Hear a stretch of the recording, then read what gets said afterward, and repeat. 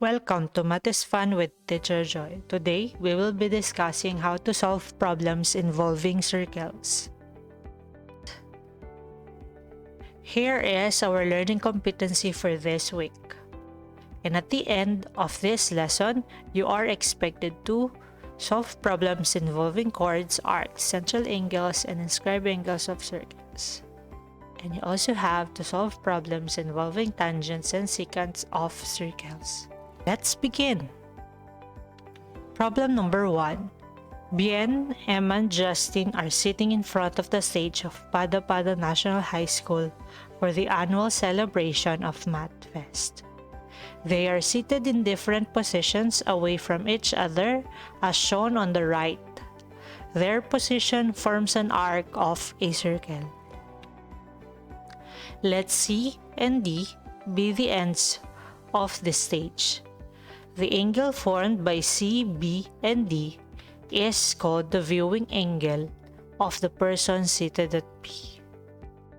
Suppose that the viewing angle of Eman in the above figure measures 26 degrees. What are the measures of the viewing angles of Bien and Justin? Explain your answer.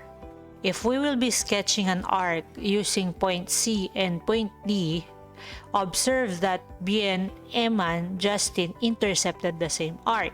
And remember that if two inscribed angles of a circle intercept the same arc, then the angles are congruent.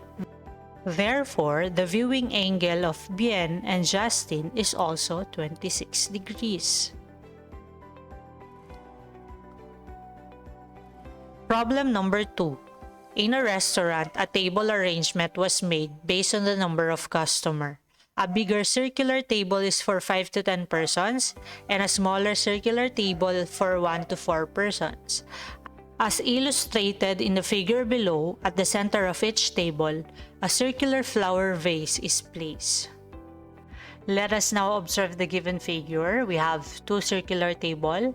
The one on the left is the bigger table and the one on the right is the smaller table. Now, in the bigger table, vase 1 is 60 inches away from chair 1.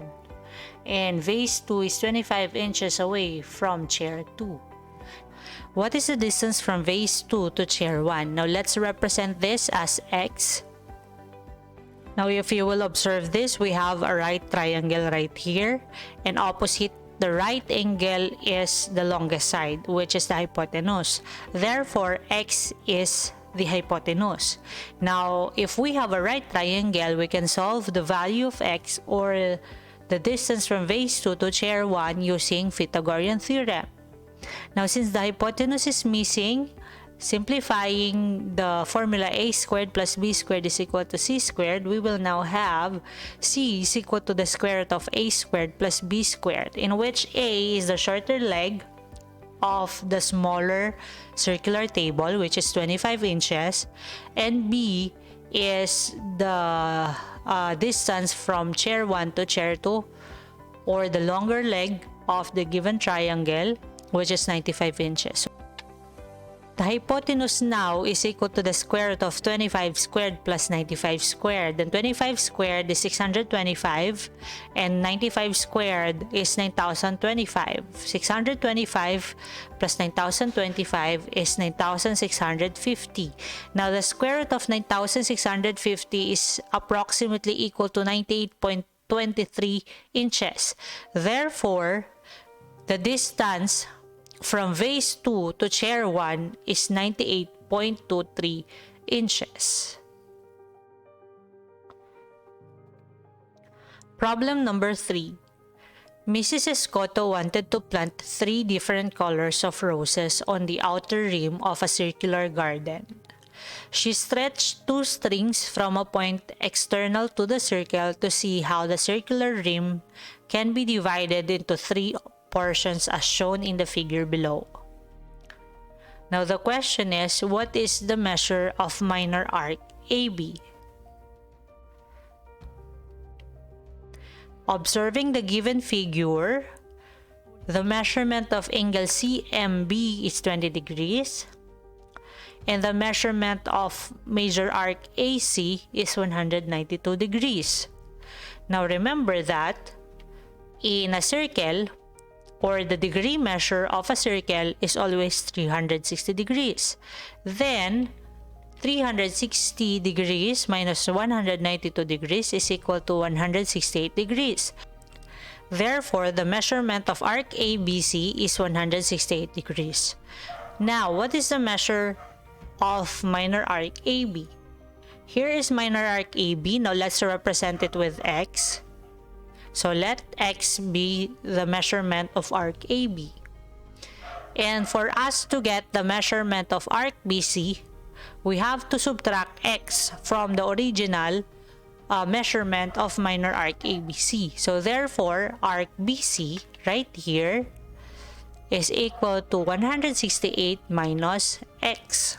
So let 168 degrees minus X be the measurement of arc BC. Now remember that if a secant and a tangent intersect in the exterior of a circle, then the measure of the angle formed is 1/2 the positive difference of the measures of the intercepted arcs. Now, by formula, we will now have the measurement of angle CMB is equal to 1/2 of the positive difference of the measurement of arc BC and arc AB. So, substituting all the values, angle CMB is 20 degrees, arc BC is 168 degrees minus X, and arc AB is X. Now, cross multiply 20 and 2, we will now have 40 degrees, and negative X minus X is negative 2X. Simplifying it, we will now have 40 degrees is equal to 168 degrees minus 2x. Now, combine like terms and applying commutative property, we will now have negative 2x is equal to 40 degrees minus 168 degrees. Now, 40 degrees minus 168 degrees is equal to negative 128 degrees. Now, for us to get the value of x, we have to divide both sides by negative 2. Cancel out negative 2, the value now of x is equal to 64 degrees. Therefore, the measurement of minor arc AB is 64 degrees. Problem number 4. From the main entrance of a park, there are two pathways where visitors can walk along going to the circular garden. The pathways are both tangent to the garden, whose center is 30 meters away from the main entrance. If the area of the garden is about 509.6 meters squared, how long is each pathway? So, let us now analyze the figure further. So according to the problem, the pathways are both tangent to the garden.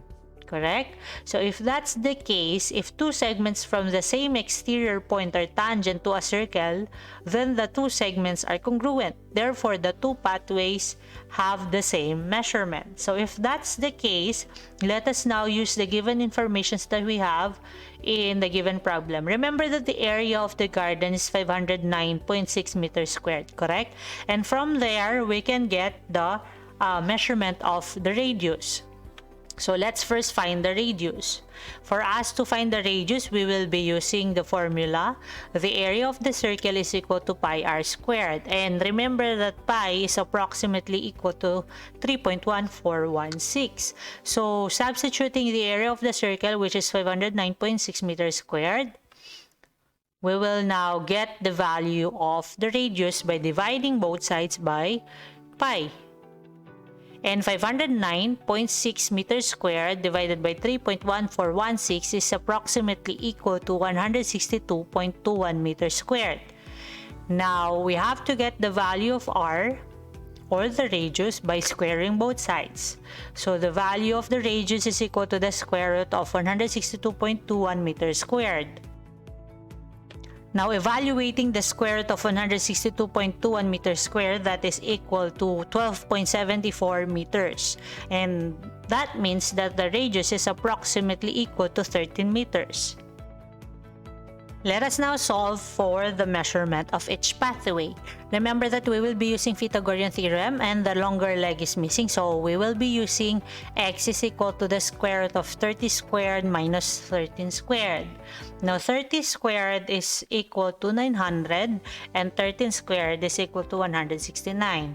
900 minus 169 is 731 and the square root of 731 is 27.04. Do not forget the unit of measure that we are using, which is meter. So therefore, each pathway is approximately equal to 27 meters. And that's it. Do not forget to like, comment, share, and subscribe. Thank you for watching.